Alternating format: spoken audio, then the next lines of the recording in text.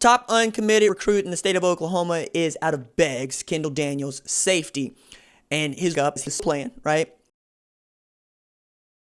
His list of suitors includes not just Oklahoma, but Clemson, SU, Texas A&M, Alabama, Georgia, and others, right? And I find it interesting that he's taking calls from Brent Venables, and Clemson has become real stingy about giving out offers. There's stories that are famous about Tony Elliott and how he just doesn't want to offer anybody until he's very sure. He offers the one kid. We're talking running, right? Which is not traditionally a position that you only send out one offer at. That's usually a quarterback, right? Which is why it's kind of interesting that Philip Montgomery wants to send out an offer to Bryce Drummond after he commits to North Texas. But, I don't run that program. Now with Daniels, Brent Venables kept saying Isaiah Simmons, even saying, hey, he said Isaiah Simmons like 20 times. Because that's the kind of caliber player that Kendal Daniels is, all right? He can play safety, free safety and strong. He can play nickel slot. He can play corner. He can play will linebacker for you. I think he projects as a box safety, and whatever that is in your scheme is whatever that is. And if he ends up having the sort of range that Isaiah Simmons does have, the better, right? Now, the issue that I have with his recruiting isn't where he could go, because I think he'd be great at LSU, Oklahoma, and Clemson, Alabama, Georgia, A&M, wherever he wanted to go. The issue is, will he have an Isaiah Simmons kind of impact, or will it look like what Isaiah Simmons might look like with Arizona right now? Okay? I'm bringing those two things up because I think they matter. The reason that Isaiah Simmons is a top 10 draft pick, the reason he's the Butkus Award winner, is because Brent Venables allowed that dude to be the center of his defense, to build around him, even as he had 5-star talent all over the field, and another defensive player that was a first-round selection in A.J. Terrell, who went to, the Mayberries against Raiders, right? You still built around 6'4", 230 pounds, runs like a deer, and has tremendous football intellect. Meanwhile, Arizona, Vance Joseph says, Isaiah Simmons is going to play linebacker, which is wasteful. But that's also in keeping with what Arizona has been. They were wasteful with Pat Peterson. They were wasteful with Tyrann Mathieu. They were wasteful with undrafted Tony Jefferson. And they were wasteful with Budda Baker. All four of those guys were outstanding in college, right? And I worry about Daniels and where he might go and whether or not he's going to be given that opportunity. Because at a place like Oklahoma, it remains to be seen. Buki is the best slot corner that Alex Grinch has had, but he's only had a year. Yeah, well, that's still the best slot corner that Mike Stoops had. And if you can't move that guy around, or you're not going to allow that guy to be your star player, you're probably not going to be as good on defense as you should be, right? The star player in Alex Grinch's scheme last year was the will linebacker, Kenneth Murray. And I don't know that Kendal Daniels projects to that spot. Now, I still think it's a guy that they can win, a guy that they have the inside track on, and a guy that they should win. But once he gets there, wherever he goes, I'd like to see someone decide, no, we're just going to move him around. He's going to play anywhere where we might have a weakness. If that's free safety, if that's strong safety, if that's slot, if that's will, cool. But he's a great talent.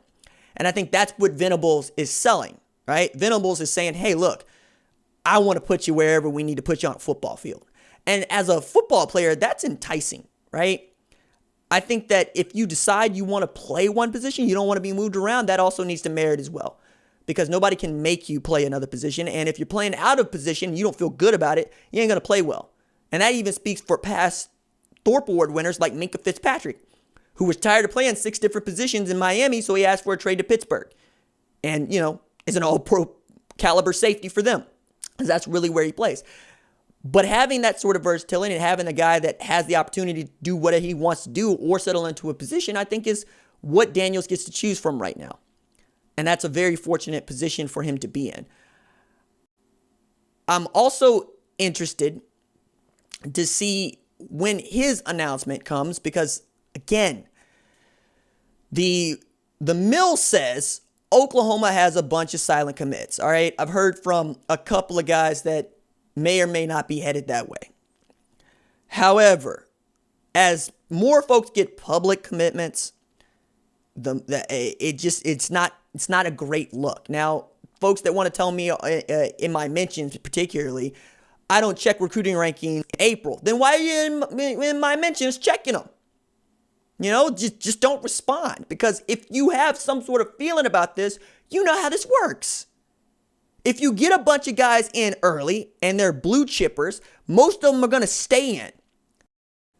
And you don't risk having a Bijan Robinson situation where you have a guy expected to join you who just decides publicly to announce Texas, and then you're left without your better running back at a position of need, and you have to go to Oklahoma to get a grad transfer. Right? That's the way that this works.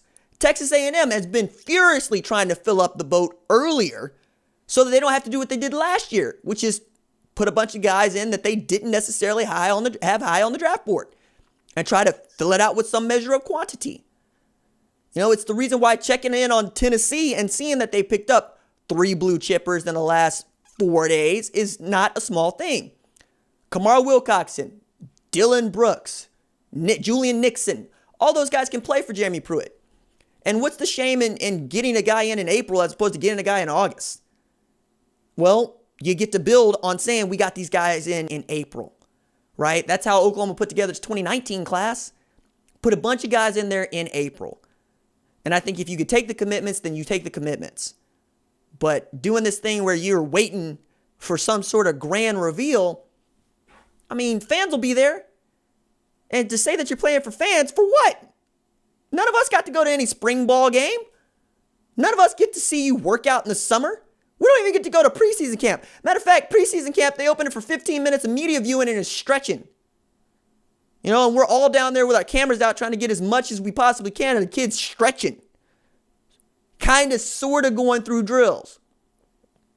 As far as recruiting goes, it's all about how you play it on social. You have to play it well on Twitter, which translates well to Facebook, which translates well to Instagram.